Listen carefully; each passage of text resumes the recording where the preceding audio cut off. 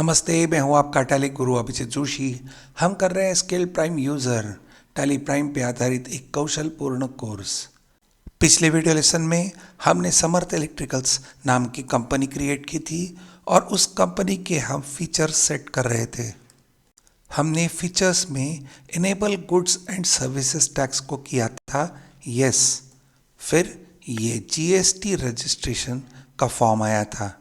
यहाँ सबसे पहला ऑप्शन है स्टेट। जब हमने कंपनी क्रिएट की थी वहाँ हमने महाराष्ट्र स्टेट सेलेक्ट किया था, इसलिए अपने आप इस लिस्ट में महाराष्ट्र आ गया। यहाँ देंगे एंटर। फिर रजिस्ट्रेशन टाइप में है रेगुलर। हमने आपको समझाया था कि अगर किसी कंपनी का टर्नओवर 40 लाख से ज़्यादा हो जाता है तो उसे कंपलसरी जीएसटी में रजिस्ट्रेशन करना होता है। जीएसटी में वॉलेंटरी रजिस्ट्रेशन भी किया जा सकता है।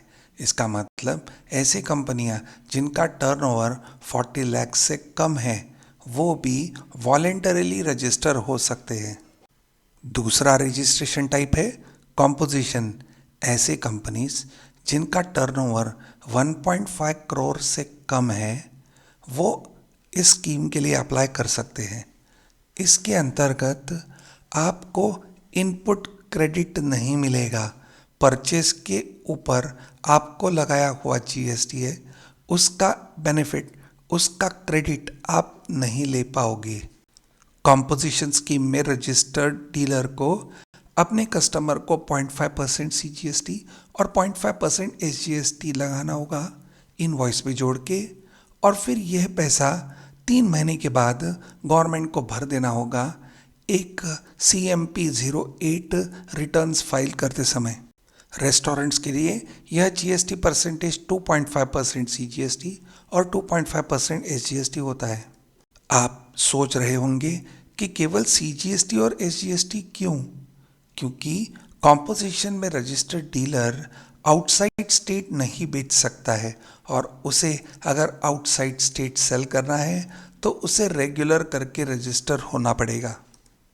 अगला रजिस्ट्रेशन टाइप है रेगुलर सेज। SEZ का फुल फॉर्म है स्पेशल इकोनॉमिक जोन।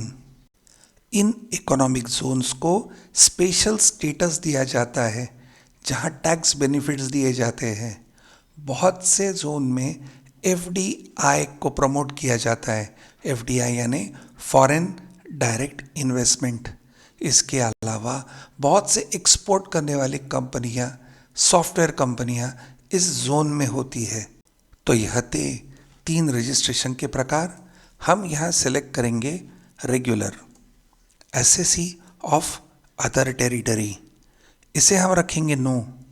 अगर कोई रजिस्टर्ड डीलर किसी भी राज्य में या किसी भी केंद्र शासित प्रदेश में नहीं होता है तो ऐसे कंपनियों को अदर टेरिटरी में गिना जाता है।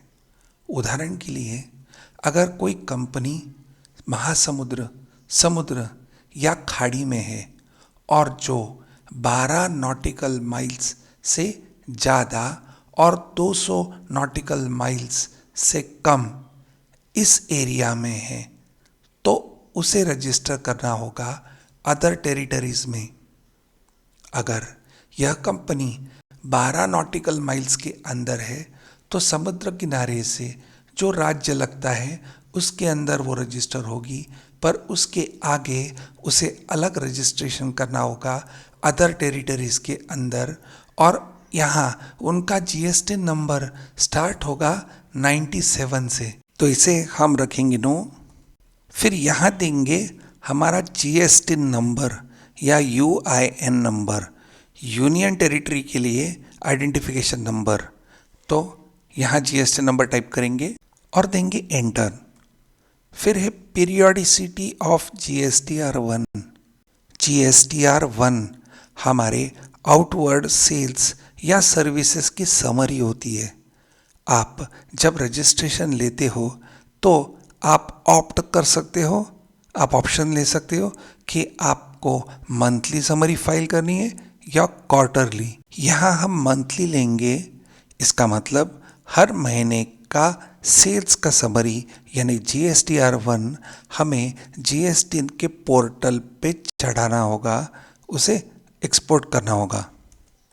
GST रिटर्न्स फाइल करने के लिए हमें GST के पोर्टल पे लॉगिन करना होता है, उसको लगता है यूज़र नेम। तो ये यूज़र नेम हम यहाँ टाइप करेंगे, देंगे एंटर। फिर है मोड ऑफ फाइलिंग। यहाँ पहला ऑप्शन है DSC, डिजिटल सिग्नेचर सर्टिफिकेट।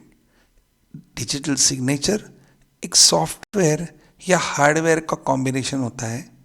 एक पेन ड्राइव जैसा एक डिवाइस है जिसके अंदर आपकी सिग्नेचर स्टोर्ड होती है। इसकी मदद से हम फाइलिंग कर सकते हैं। फिर दूसरा ऑप्शन है EVC, इलेक्ट्रॉनिक वेरिफिकेशन कोड। ये एक आधार बेस्ड सिस्टम है। आपको OTP आ जाएगा आपके फ़ोन पे।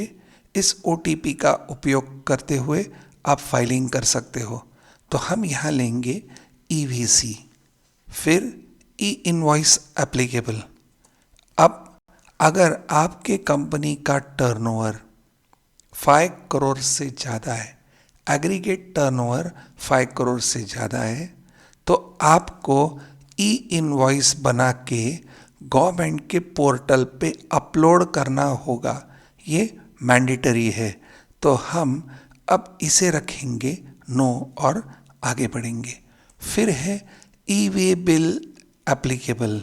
अगर हम हमारे कस्टमर को गुड्स भेज रहे हैं और जिनकी कीमत 50,000 रुपयों से ज़्यादा है, तो हमें ई-वे बिल बनाना होगा।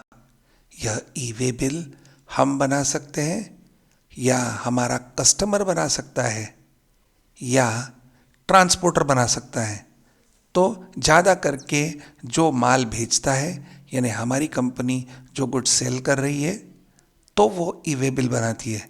जिस तरह से ई-इनवॉइस हम अपलोड करते हैं पोर्टल पे, उसी तरह से ई-वे बिल्स भी हमें अपलोड करने होते हैं ई-वे बिल पोर्टल पे।